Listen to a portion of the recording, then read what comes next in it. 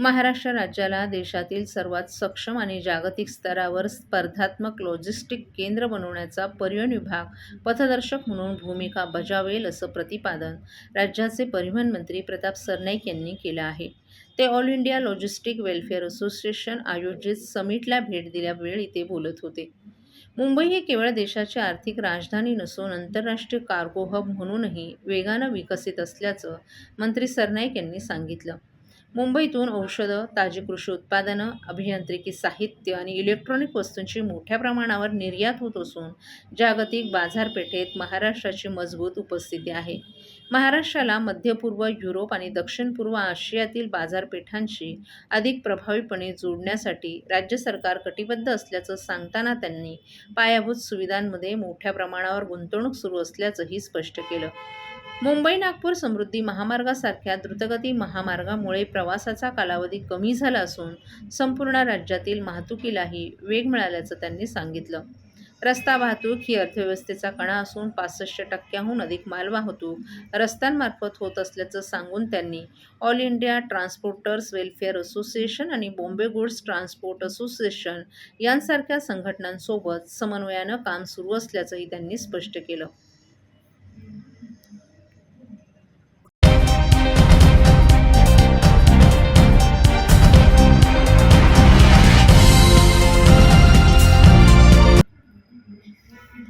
Operation सिंदूरच्या शिष्टमंडळातील सक्रिय आणि यशस्वी सहभागानंतर कल्याण लोकसभा मतदारसंघाचे शिवसेनेचे खासदार डॉ. श्रीकांत शिंदे यांना आंतरराष्ट्रीय स्तरावर भारताचं पुन्हा एकदा नेतृत्व करण्याची एक महत्त्वाची जबाबदारी सोपवण्यात आली आहे.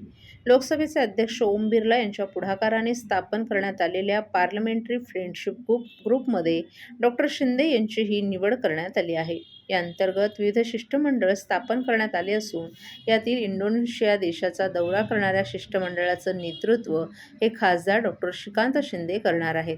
ऑपरेशन सिंदूर अंतर्गत विविध पक्षांचे खासदार एकत्र येत भारताचे एकसंघ प्रतिनिधित्व जगासमोर मांडत होते.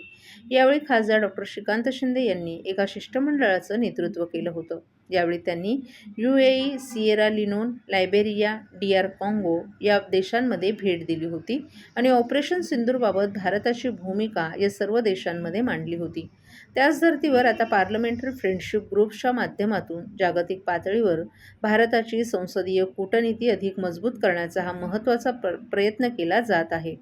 भारताचे विविध देशांशी संसदीय संबंध अधिक दृढ करण्याच्या उद्देशानं हा महत्त्वाकांक्षी उपक्रम राबवण्यात येत आहे. या अंतर्गत विविध पक्षातील खासदारांचा समावेश असलेली शिष्टमंडळं 60हून अधिक देशांचा दौरा करतील.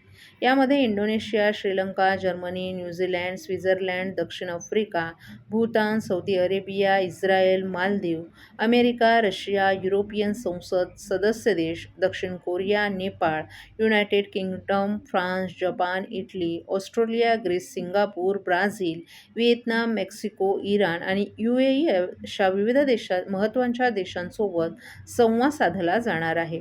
युवा आणि अभ्यासू नेतृत्व म्हणून ओळख असलेल्या डॉ. श्रीकांत शिंदे यांच्यावर पुन्हा एकदा विश्वास टाकत केंद्रीय पातळीवर त्यांना ही महत्त्वपूर्ण जबाबदारी देण्यात आली आहे. या उपक्रमाविषयी लोकसभेचे अध्यक्ष ओम बिर्ला यांनी या माध्यमातून भारतीय खासदारांना विविध देशातील संसद सदस्यांशी थेट संवाद साधण्याची संधी मिळणार असल्याचं सांगितलं. तर आंतरराष्ट्रीय मंचावर भारताचं प्रतिनिधित्व करणं ही नेहमीच अभिमानाची बाब असते.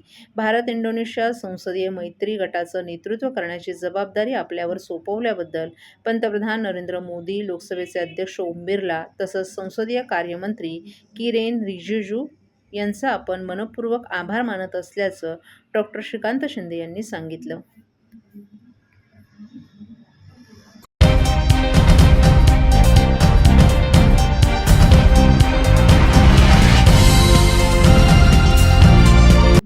सन 2014 मध्ये मुस्लिमांना दिलेलं 5% आरक्षण रद्द करण्याचा निर्णय महायुती सरकारनं घेतलाय.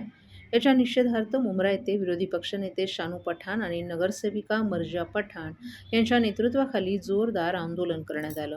यावेळी शानू पठाण यांनी मुस्लिमांना आरक्षण न दिल्यास तीव्र आंदोलन छेडण्यात येईल असा इशारा दिला. काँग्रेस आणि राष्ट्रवादी काँग्रेसच्या आघाडी सरकारनं दिलेल्या आरक्षणानंतर प्रक्रिया सुरू करण्यात आली होती. परंतु आता राज्य शासनाकडून सुधारित शासन निर्णय प्रकाशित करण्यात आलाय. आरक्षणाचा शासन आदेश आणि परिपत्रक जारी करण्यात आलं असून यामध्ये आरक्षण रद्द करण्यात आल्याची माहिती देण्यात आली आहे. याच्या निषेधार्थ दुपारचा नमाज अदा केल्यानंतर दारुल फलाह मशीद येथे हे आंदोलन करण्यात आलं. मुस्लिम समाज शैक्षणिकदृष्ट्या अद्यापही मागास आहे. तसंच शासकीय नोकऱ्यांमध्येही मुस्लिम समाजाला प्रतिनिधित्व मिळत नाही. ते मिळावं यासाठी हे आरक्षण देण्यात आलं होतं. मात्र आता हे आरक्षण रद्द करून मुस्लिमांवर अन्याय केला जात असल्याचा आरोप यावेळी आंदोलकांनी केला. यावेळी आंदोलकांनी सरकारच्या विरोधात जोरदार घोषणाबाजी केली. तसंच हातात मुस्लिम आरक्षण मिळालं पाहिजे, महायुती सरकार हाय हाय असे संदेश दिलेले फलकही घेतले होते. यावेळी शानू पठाण यांनी सबका साथ सबका विकास अशी घोषणा देणारं हे सरकार भेदभावाचं राजकारण करत असल्याचं सांगितलं. एकूण लोकसंख्येच्या 18% असलेला मुस्लिम समाज सामाजिकदृष्ट्या मागास आहे. आर्थिक मागासलेपण असल्यानं शैक्षणिक प्रगती होऊ शकत नाही. अशा स्थितीत हे आरक्षण रद्द करून अन्याय केला जात आहे. त्याविरोधात आमचा हा संघर्ष असल्याचंही पठाण यांनी सांगितलं. तर मर्जिया पठाण यांनी सच्चर आयोगाची अंमलबजावणी करताना सामाजिक आर्थिक मागास असलेल्या समाजाला मुख्य प्रवाहात आणण्यासाठी आरक्षणाची गरज असल्याचं म्हटलं आहे. संविधानातही मागासलेपण दूर करण्यासाठी आरक्षणाची आवश्यकता व्यक्त केली आहे. आरक्षण हा अधिकार आहे, तोच काढून घेण्यासाठी फक्त मुंबईतील आलेख तपासला जात आहे. परंतु हे सरकार फक्त मुंबईसाठी निवडून आलं नाही, ते संपूर्ण राज्याचं आहे ना. मग गोरगरीब मुस्लिम समाजावर अन्याय का केला जात आहे? संविधानानं शोषित पीडित वर्गाला त्यांचा दर्जा उंचावण्याचा अधिकार दिलाय. याची जाणीव ठेवून नवीन वटहुकूम काढून चालू अधिवेशनातच मुस्लिम आरक्षणाचा कायदा करावा, अशी त्यांनी मागणी केली आहे.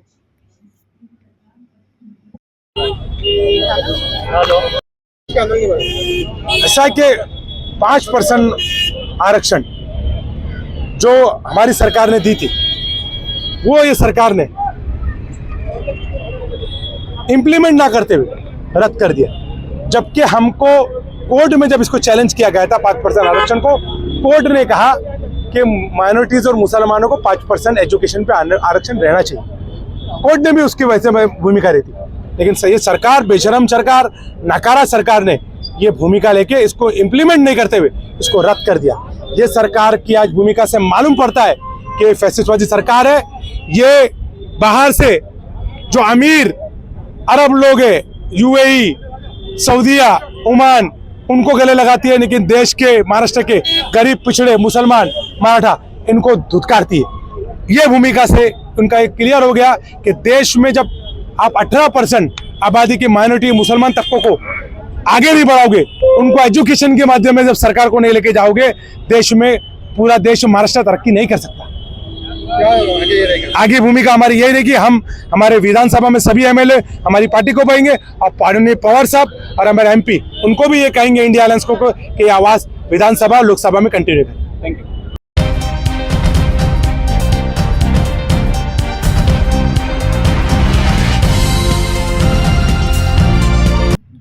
ठाण्यातील प्रादेशिक मनोरुग्णालय परिसरातील 424 झाडांची कत्तल करण्यास सुरुवात करण्यात आली आहे. या विरोधात राष्ट्रवादी काँग्रेस शरद पवार पक्षाने आंदोलनही केलं होतं.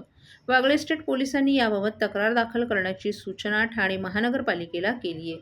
मात्र याबाबत कोणतीच कारवाई झाली नसल्यानं हा उच्च न्यायालयाच्या आदेशाचा अवमान असल्याचा आरोप करत या प्रकरणी अवमान याचिका दाखल करण्याचा इशारा जिल्हाध्यक्ष मनोज प्रधान यांनी दिलाय. प्रादेशिक मनोरुग्णालय परिसरातील सुमारे 424 झाडं तोडण्यात येणार असून ही वृक्षतोड रोखण्याची विनंती 8 डिसेंबर रोजी मनोज प्रधान यांनी केली होती. मात्र अद्यापही कारवाई करण्यात न आल्यानं मनोज प्रधान यांच्या नेतृत्वाखाली राष्ट्रवादी काँग्रेस शरद पवार पक्षाच्या शिष्टमंडळाने उपायुक्त बोडके यांची भेट घेऊन ठाणे महानगरपालिकेविरोधात अवमानना याचिका दाखल करण्याचा इशारा दिलाय. याबाबत मनोज प्रधान यांनी घेतलेल्या पत्रकार परिषदेत महाराष्ट्र झाडांचं संरक्षण व जतन अधिनियम 1975च्या कायद्यानुसार महापालिका आणि शहरी भागातील झाडांचे संरक्षण करणं क्रमप्राप्त असल्याचं सांगितलं. वृक्षतोड करण्याआधी वृक्ष प्राधिकरणाद्वारे परवानगी घेणं आवश्यक आहे. मात्र प्रादेशिक मनोरुग्णालय परिसरातील झाडं तोडताना महाराष्ट्र नागरिक क्षेत्र झाडांचं संरक्षण आणि जतन अधिनियम 1975च्या कायद्याचा भंग झाला. तसंच या परिसरात घार, पोपट, साळुंकी आदी पशुपक्ष्यांचं वास्तव्यही मोठ्या प्रमाणात आहे. त्यामुळं भारतीय वन कायदा या कायद्याचाही भंग झाला असून या संदर्भातील गुन्हा अजामीन पात्र आहे. या तिन्ही कायद्यांचा भंग तथा अवमान करून सार्वजनिक बांधकाम खात्यातील वरिष्ठ अधिकाऱ्यांनी वृक्ष कत्तल केली असून ठाणे महानगरपालिकेच्या संबंधित अधिकाऱ्यांनी या वृक्ष कत्तलीस प्रोत्साहन दिल्याचं त्यांनी सांगितलं. विकासाच्या नावाखाली झाड तोडतायत आणि परवानगी नसताना मोठे मोठे बिल्डर झाड तोडतायत. ही वस्तुस्थिती आहे आणि हे मला नवीन तुम्हाला काय सांगायची गरज नाही. जिथे हेरिटेज झाडं तोडतायत 100 वर्षाची तिथे, आणि ते कोण तोडतायत तर PWD आणि ठेकेदार तोडतायत. तर मग तुम्ही डेव्हलपरकडनं काय अपेक्षा ठेवाल? आणि माझ्या मते जी ट्री कमिटी असली पाहिजे तीच गेले 4 वर्षात अस्तित्वात नाही. मग तर तुमची जबाबदारी, पुरी जबाबदारी तुमचीच आहे. आज तुम्ही जर मेंटल हॉस्पिटलमध्ये तुम्ही बघितलं तर 725 झाडं तोडायची त्यांनी परवानगी मागितलेली आहे. बाजूला मॉडेला बनतंय तिथे आशर कित्येक झाडं तोडतोय. ACC मध्ये अदानीनी झाडं तोडलेली आहेत. इथे ग्लॅक्सो मध्ये ओबरॉयनी तोडलेली आहेत. रास रोजपणे रेमंड झाडं तोडताय. सर्व्हिस रोडवर साकेत ते आनंद नगर जो रस्ता आहे 1700 झाडं तोडायची हे, आणि ही सगळी झाडं 30-30 वर्ष जुनी झाडं आहेत. आणि तुम्ही काय सांगता तर कोलशेतमध्ये आम्ही आम्हाला एक जागा डिफेन्सने दिली आहे. त्या डिफेन्सच्या जागावर आम्ही बांबूची झाडं लावली आहेत. आता मला सांगा, डिफेन्सची जागा म्हणजे आज मला किंवा माझ्या कार्यकर्त्यांना जायचं म्हटलं तरी मला परवानगी मिळणार नाही. म्हणजे अशा पद्धतीने मला हा शब्द उच्चारायचा नाही, पण तूटपट्टी करायची तर किती करायची हा विषय आहे. मला स्पेसिफिकली ठाणेकर नागरिकांना माझं म्हणणं आहे की यार तुम्ही जरा जागे व्हा, रस्त्यावर उतरा.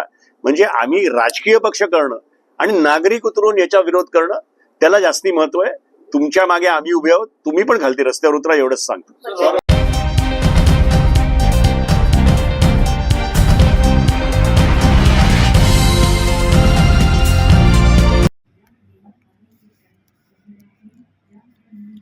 डोंबिवली येथे कॉलेजमध्ये शिक्षण घेत असलेल्या एका 19 वर्षीय मुलीच्या नावावर बँक खाते उघडण्यात आले आणि तिला कोणतीही माहिती नसताना त्या खात्यामार्फत अनेक कोटी रुपयांचे व्यवहार करण्यात आल्याची घटना अत्यंत धक्कादायक आणि गंभीर घडली आहे.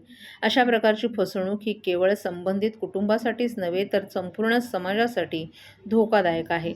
माननीय मुख्यमंत्री या मुलीला न्याय मिळवून देतील का, असा सवाल मनसेचे अविनाश जाधव यांनी आता उपस्थित केला आहे. CID वगैरे कडे दिला पाहिजे की एवढे पैसे तुम्ही फ्रॉड करून आणता कसे एका मुलीच्या अकाउंटला 20 वर्षाच्या. अशा कितीतरी मुली असतील, कितीतरी कॉलेजची मुलं असतील ज्यांच्या अकाउंट त्यांच्या नावाने अकाउंट ओपन केले गेले असतील आणि त्यांच्या नावावर एवढ्या मोठ्या प्रमाणात पैसे घेतले गेले असतील. जर पोलिसच हिला मदत करत नसणार तर करायचं काय? मला वाटतं महाराष्ट्राचं अधिवेशन सुरू आहे आणि अधिवेशनातला अतिशय महत्वाचा चर्चेचा विषय हा. मी माझ्या अनेक जे आमदार मित्र आहेत त्यांना देखील आज पत्र पाठवतोय आणि हा विषय चर्चेत घ्यावा अशी मी त्यांना मागणी करतोय. पण मला असं वाटतंय की या विषयात खूप मोठा झालमोल आहे. आता या मुलीबरोबर काय घडलं ती तुम्हाला सांगेल. माझी चांदनी सिंग म्हणून माझ्या वडीलची एक मुलगी आहे. तिने बँकमध्ये स्वतः येते, RBL बँकमध्ये जॉबला. तिचं वय 35 आता. तिने मला बोललं होतं बँकेचं टार्गेट आहे म्हणून तू ओपन कर. मी दिलं माझं सगळं डॉक्युमेंट्स. मी स्वतःच गेली होती अकाउंट ओपन करायला आणि तिने मला बोललं त्या बदल्याने टार्गेटचं जे इन्सेंटिव्ह भेटेल ते तुला दिला. 1-1.5 हजार दिलं पण तिने. त्यानंतर मला काहीच माहित नाही कुठून पैसे आले, कुठं सगळं ऍक्सेस पण घेतलं, चेकबुक ATM सगळं तिच्याकडे घेतलं, नंबर पण तिचाच होता. मला काही माहितच नाही पैसे कुठून आला. 3 डिसेंबरला मला हे कळलं. ते रामनगर पोलीस स्टेशनमध्ये जाऊन सगळं गोष्ट सांगितलं. 19 डिसेंबरला त्यांना पकडलं 4 वाजता इथे गणेश मंदिरकडे. त्यानंतर त्यांना रात्री 11:30 पर्यंत सोडून दिला आणि आता बोलतात तू सेफ आहे. पण मी कसं सेफ आहे? त्यांचा जबाब पण उलटसुलट घेतला. माझ्यासमोर जे त्यांनी मान्य केला होता आणि जे मला जबाब भेटलाय ते दोन्ही खूप वेगळं आहे. मला असं वाटतं की ह्या प्रकरणाची नीट चौकशी झाली पाहिजे. हा प्रकरण दिसतो तेवढा छोटा नाहीये. ह्यात अशा अनेक कॉलेजची मुलं मुली आज ही समोर यायची डेअरिंग केली आहे. असे अनेक मुलं मुली असतील की जे जाऊ दे ना बघू नंतर काय होईल. तुम्हाला आणखी एक गोष्ट सांगतो. माझ्या मनसेच्या ठाण्याच्या कार्यालयामध्ये रोज एक महिला येते. तिचा नवरा मागच्या 4 महिन्यापासून जेलला आहे. आता त्या माणसाची चुकी काय तुम्हाला सांगतो. त्या माणसाने त्याच्या एका मित्राला आधार कार्ड पॅन कार्ड दिला आणि त्या माणसाने त्याच्या नावावर 4 फ्रॉड कंपन्या खोलल्या. 4 फ्रॉड कंपनीमध्ये GSTचे 27 करोड रुपये त्याच्या नावावर बाकी आहेत असं दाखवलं. ज्याला राहायचं घर नाहीये अशा व्यक्तीवर 27 करोड रुपयाची जीएसटीचं देणं बाकी आहे असं दाखवलं. ज्याने पैसे खाल्ले, ज्यांनी त्या अकाउंटला ट्रान्झॅक्शन केले, ती सगळी लोक गायब आहेत. पण हा गरीब, ज्याला स्वतःचं घर नाही, ज्याला 10,000 रुपये पगारावर त्याच ठिकाणी काम करायचं, तो माणूस आज जेलला 4 महिन्यापासून. उद्या या मुलीबरोबर पण तेच होईल, अनेक मुलांबरोबर तेच होईल. माझी महाराष्ट्राच्या मुख्यमंत्र्यांना विनंती आहे की या प्रकरणाची चौकशी झाली पाहिजे. ज्या अधिकाऱ्यांनी यात निष्काळजीपणा केला, यात व्यवहारही झाले, तुम्ही ज्या अधिकाऱ्यांनी यात निष्काळजीपणा केलेला आहे त्या सर्व अधिकाऱ्यांना तात्काळ सस्पेंड केला गेला पाहिजे अशी आमची मागणी आहे. नाही तर या मुलीला घेऊन मी उपोषणाला बसीन, एवढं नक्की. धन्यवाद.